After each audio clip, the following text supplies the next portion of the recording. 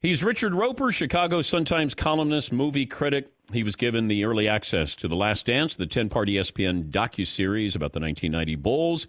That premieres this Sunday. So is this the Bulls documentary or the Michael Jordan documentary, Richard? Well, Dan, you were there at the time, and that was always the question. Are we talking about the Chicago Bulls in the 1990s or Michael Jordan? He dominates the documentary the same way he dominated every conversation about the Bulls in the 1990s. Every interview, even when they're talking to Steve Kerr or Dennis Rodman or Barkley or anybody else, they're usually talking about Jordan. So he's definitely the focal point of this interview. And as you well know, Michael's not always been the most candid and forthcoming and, honest guy when it comes to interviews. He always kept it kind of a close guard. So it's really refreshing to see him open up on so many levels in this documentary. Did they need to do 10 parts? Does it feel like it's stretched out just to stretch it out for 10 parts? If it were only about the Bulls on court, I'd say, okay, even a team that won 6 NBA titles doesn't need 10 hours.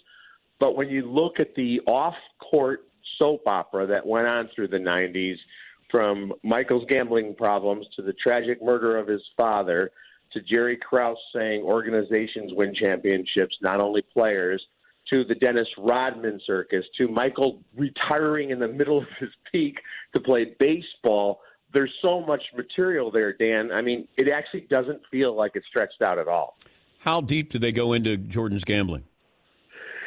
It's not a huge part of the documentary. They do talk about it. The infamous interview where he did himself no favors with Ahmad Rashad when he kept his sunglasses on and said, "I don't have a gambling problem. I have a competition problem." They don't shy away from it, but they don't spend a whole episode on it either. Is there one of those "oh my gosh" moments in this documentary? I don't know if there's an "oh my gosh" moment. It's not as if we're learning a ton of stuff that the hardcore sports fan didn't know before. To me, the most interesting thing, Dan, is to see these guys in present day: Michael Jordan, Isaiah Thomas, Larry Bird, still having that competitiveness. And some of the favorite moments for me for the documentary is when the filmmakers, they'll hand Jordan a tablet where he can see an interview with someone that was done for the documentary. So they play him, Isaiah Thomas, trying to rationalize why the Pistons didn't shake hands with the Bulls after the 1991 NBA Eastern Conference Finals. And Jordan looks at it and shakes his head, and then in kind of an expletive-laden way calls Isaiah quite a few names and says he's not buying any of this guy's crap. I saw where Bill Laimbeer was on ESPN, I think, yesterday, and he said LeBron is the greatest basketball player of all time, not Michael Jordan. Yeah. So these guys are taking this to their graves, that competition, that doesn't dissipate. Maybe it gets put on a back burner, but it's always going to be there. And I can imagine Mike holds grudges. Mike invented grudges. He created grudges. And you go, oh my God. Right? Yeah. He constantly they talk about that quite a bit, as you know. He had to find a reason to get fired up for games. So, if Jerry Krause at one point said he really liked Dan Marley, then the next time Marley guarded Jordan was going to hit 50 points against him. Any little perceived slight. And he actually says, the famous kind of, fist pumping, waving thing he did after hitting the shot against the Cavaliers. He said that was directly aimed at the Chicago beat writers, all of whom had predicted the Cavaliers would win the series. And he says again in this, you're right, this is a guy now in his 50s, and he goes, bleep you bleepers, you didn't believe in us. That was for you. Jordan had a kind of preemptive quote here before this is released this weekend, saying, I come off as maybe not a good guy in this. I'm paraphrasing, basically saying, I pick on teammates. In fact, Steve Kerr's on with us next hour, and we know what happened with do they address the punch when he punched Steve Kerr in practice? Yes, in great detail. And the fact that he would pick on, you might remember this, he famously would call Will Purdue Will Vanderbilt because he said he wasn't tough enough to be named after a Big Ten team. But he would, he was just, let's face it, the guy was pretty good. He was kind of the Don Rickles of practice. But as you know, Dan, The Bulls' practices were, famously intense. And he would pick on somebody like a Scotty Burrell, who came out of college as a top-rate player, but was a super nice guy. And Michael would just pick on him. And you see guys like Burrell and Judd Butler and a lot of kind of secondary players saying, no, he wasn't a good guy at all. He was not nice at all. But Jordan says, I never asked anybody else to do what I wouldn't do when it comes to working out, staying on the court, playing tougher. So he made everybody around him better. We're talking to Richard Roeper, the great movie critic, columnist, Chicago Sun-Times. Rodman, more interesting on the court or off the court, considering he was married to Carmen Electra, he dated Madonna, everything else that went along with Rodman. Yeah, I remember being on the sidelines of a game one day, talking to a bunch of beat writers, and they're like, what is this nonsense? Is he really dating Madonna? I'm like, she's right behind you right now. She come to Chicago for the games. The antics, to me, one of the most fascinating things is at one point in their final run in the 97-98 season, Rodman said he just wasn't motivated. He needed a vacation. And Phil and Michael unilaterally decided, let him have 48 hours of Vegas. He went to Vegas on a vacation, and Carmen Electra is in this documentary as well. She goes, I didn't know he had a game that weekend. I'm not a basketball fan. Can you imagine now in this day and age a player and a coach saying, yeah, take 48 hours off? And Jerry Reinsdorf said, I didn't know about it either until I saw them in the news that he was in Vegas. Two stories and I have a lot of stories, some that I can't tell, but some that have to do with the Bulls. Sure, but sure. One was Rodman had a birthday party at a place called the Crowbar. And I remember going in, and it was the second floor, and he had it all to himself. And he always thought I was Craig Sager. Forever, he'd say, hey, what's up, Sager? And I go, hey, Dad, I just got to the point I answered for Craig Sager.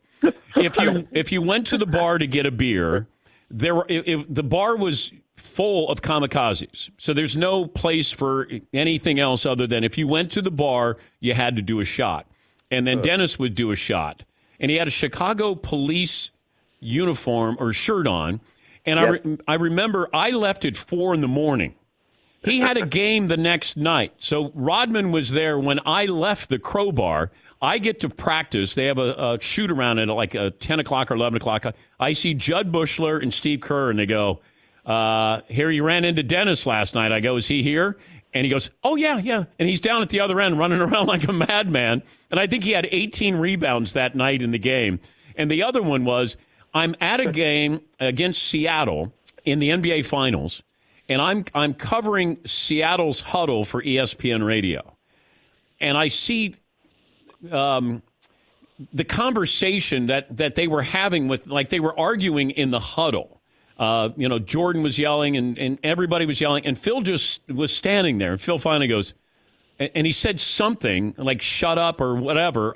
And then everybody stopped. And then he basically said, shut up so Michael can tell you what we're going to do. And I was just like, oh, my God. The other time, Dennis was playing in a game. Ball goes out of bounds. Prince is in the front row. And he goes over and he starts to talk to Prince. And Prince doesn't acknowledge him. And Prince's bodyguard says, you have to talk to me. And then I tell Prince what you're saying. So Dennis is talking to his bodyguard, who then turns to Prince, because Dennis wants to know if Prince wants to go out after the game, I was told. Like, there are just so many things that happen with those. And when's the last time you remember a team that everybody loved, unless they were facing your team? These guys were true. Like Golden State, we turned against Golden State after a while. The Patriots, you turn against. All these teams, you just go, oh, I love them or hate them. The Bulls had a fascination that didn't turn other people off, which is amazing. No, you're absolutely right.